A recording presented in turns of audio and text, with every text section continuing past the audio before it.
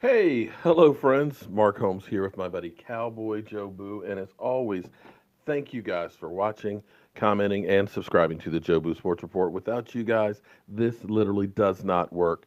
And let's get open for business.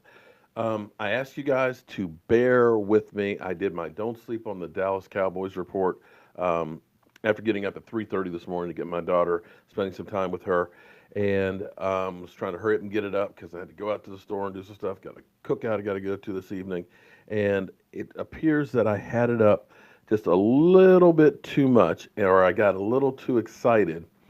And what happens is it peaks out. And if you get that red line, you get the so either I've got to settle down a little bit, not get so excited, or I've got to back it off. So it's like a razor thin edge of getting this just right. So give me some time. I'll get it. We'll be okay. Um, Doing some other new stuff here, which is going to be cool. Got another iRig, so that way I'm going to be able to take calls. When I've taken calls before, it was just not loud enough, but I've gotten it, so now I think we're going to be good to go to take your calls. But I want to talk about something because we just found out that Paxton Lynch has been cut by the Denver Broncos. We know Christian Hackenberg has been released. We know Connor Cook has been released. So when we start looking at the quarterback class of 2016, it's kind of interesting to say the least. Um, I want to read an article because, see, I know a lot of you guys will say, you're not an expert. You're just Joe the fan who's in his basement doing podcasts. You don't know anything. You're not paid by ESPN or NFL Network or any of these guys. But understand, football is not like anything else. It's damn near impossible to predict stuff. Okay? Let me give you something. I'm going to read something, and forgive me, I'm not a great reader here. But I want to go back and review because that's what I always like to do. Because at the end of the season, I like to go back and say, what did I say was going to happen, and how was I in the grand scheme of things? Was I way off? Was I correct? What was going on? So this was Lance Zillerline, NFL Media Draft Analysis, and FYI, I'll take Vosh against anyone, Vosh Lombardi against anyone as far as analysis of draft players. Okay, so here was his take. Carson Wentz and Jared Goff have received the lion's share of pre-draft attention, but Paxton Lynch displays flashes at his pro day, showing that why he belongs inside the first round as well. This year's group also contains productive SEC starters, the 2015 national champion, and highly ranked quarterbacks from the 2013 recruiting class. While NFL teams still like to find quarterbacks with experience in pro-style attack, the reality is that very few and fewer prospects will have that background. Size, poise, accuracy, and intelligence are still potential traits that most teams will covet regardless of the scheme the quarterback comes from.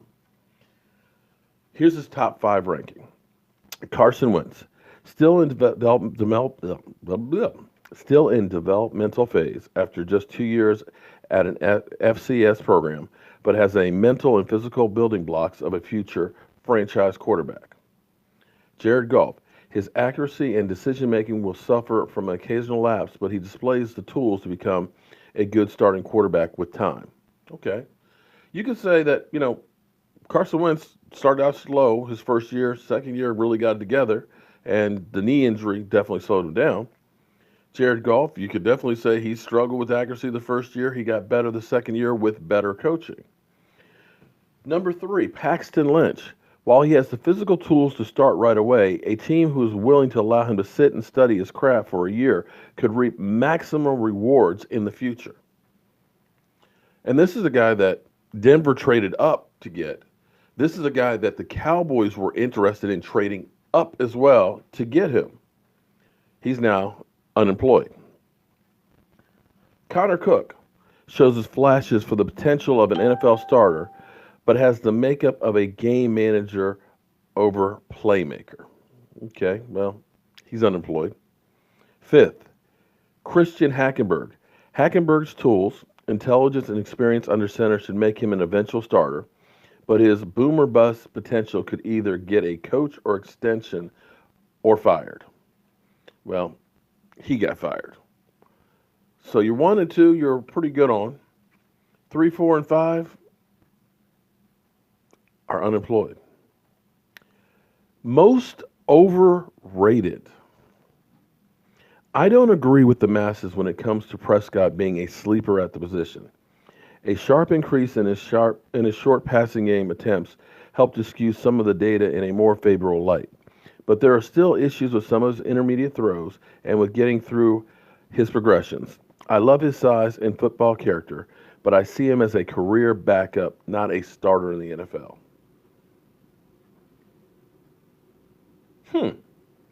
Most underrated. Joey Brissett could fit in here, but you get more love nationally. Brissett gets an occasional side eye before people move on to the next quarterback, but that might be a mistake. Despite facing enormous pass rush for consecutive seasons, Brissett still found ways to fight through the pocket and make noise and plays. He has NFL size and NFL arm and experience under center. With his ability to extend plays with his feet and throw on the move, Brissett offers a skill set that matches up with the teams look for in today's game. Okay, so here's what I say. There's a lot of you guys out there that cannot stand Dak Prescott. You say he stinks. Oh, we'll never win with him. But you got to understand, first of all, here it is. Their top 5 picked quarterbacks. 3 of them are unemployed. Only 2 of them are starting. Of their top 5 projected guys. And as we look around, people say, oh, we need a backup quarterback. Who are you going to get? Well, Connor Cook's out there, Christian Hackenberg's out there, and Paxton Lynch. But they got cut. They couldn't make a 53-man roster in a quarterback-driven league. Quarterbacks just don't grow on trees, man. There's only a few of them out there. So Dak Prescott, he said, was the most overrated. And it's interesting because the experts seem to repeat themselves. Take a look back at what they said about Russell Wilson. Russell Wilson was the exact same thing. They said if you need a quarterback for 3 or 4 games, Russell Wilson will be a good backup quarterback.